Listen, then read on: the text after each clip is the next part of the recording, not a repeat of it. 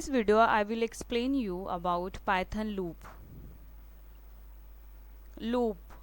Whenever you heard a term loop, the first thing that comes in your mind is repetition. जैसे ही आप loop word सुनोगे, loop term सुनोगे, तो पहली चीज़ जो आपके माइंड में आना चाहिए वो क्या होना चाहिए? रिपीटेशन, रिपीट करना. ठीक है, किसी चीज़ को रिपीट करना क्या होता है? लूप होता है.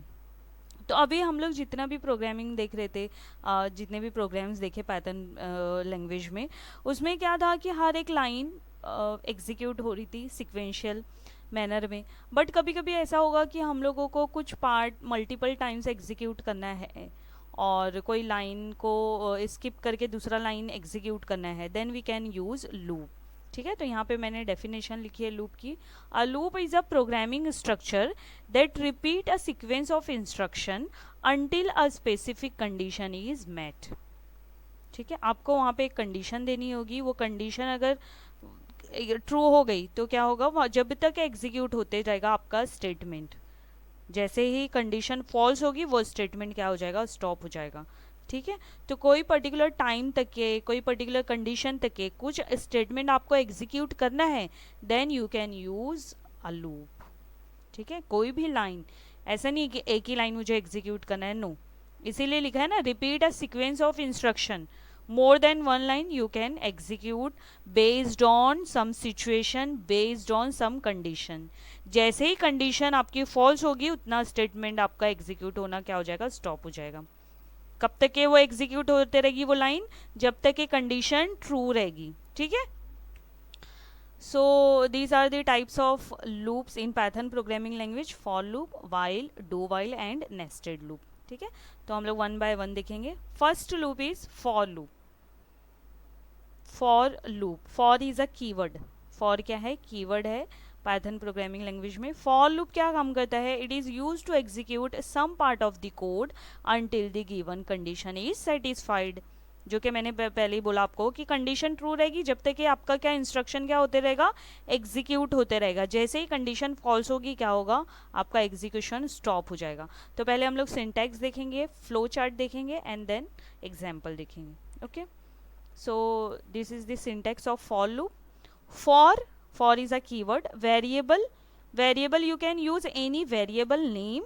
No need to declare variable. पहले से आपको डिक्लेयर करने का ज़रूरत नहीं है. ठीक है, डायरेक्टली आप यहीं पे यूज़ करोगे. फॉर कीवर्ड है, एज इट इज़ लिखना है. वेरिएबल का नाम लिखना है जो आपको यहाँ पे यूज़ करना है. That is iteration variable. वो क्या करता है? इटरेट. उसको हम लोग क्या बोलते हैं? काउंटर वेरिएबल बोलते हैं. जो यहाँ पे हम लोगों ने वेरिएबल यूज़ करे ना, उसी का काम रहता है क्या करना? काउंट करना. चेक करते रहता है वो कंडीशन ट्रू है या फॉल्स है. इसीलिए ये वेरिएबल को हम लोग क्या बोलते हैं? Counter variable. In is a keyword. In क्या है? कीवर्ड है. आपको इन एज इट इज लिखना है. ठीक है, सीक्वेंस, ये आपको जो लिस्ट है, सीक्वेंस है, टपल्स, डिक्शनरी, जो जितना भी आपके पास रेंज है वो यहाँ पे स्पेसिफाई करना है. ठीक है, and then statement.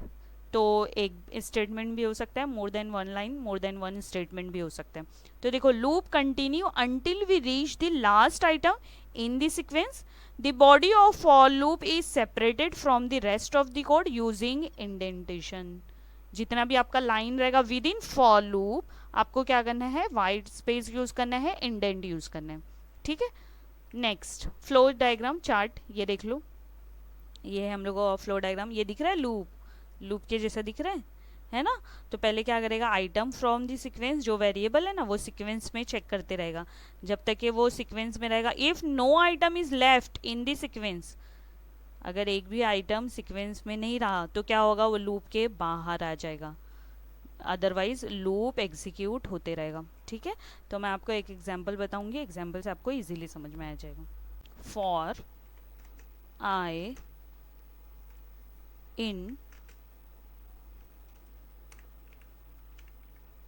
Hello colon. For तो कीवर्ड है, आई वेरिएबल का नेम है. कुछ भी लिख सकती हूँ मैं, आई की जगह A B C D X Y Z कुछ भी लिख सकती हूँ. Variable name. इन क्या है? मेरा कीवर्ड है. फिर सिंगल कोट्स में मैंने क्या लिखा है? सीक्वेंस. ठीक है, अभी और एग्जांपल बताऊंगी तो इजीली और समझ में आ जाएगा. तो यहाँ पे मैं लिख रही हूँ print I control S F5, see the output. Output क्या है, HELLO। कैसे आया, क्योंकि मैंने क्या लिखा है, for I in hello print I. Okay, for I in hello print I.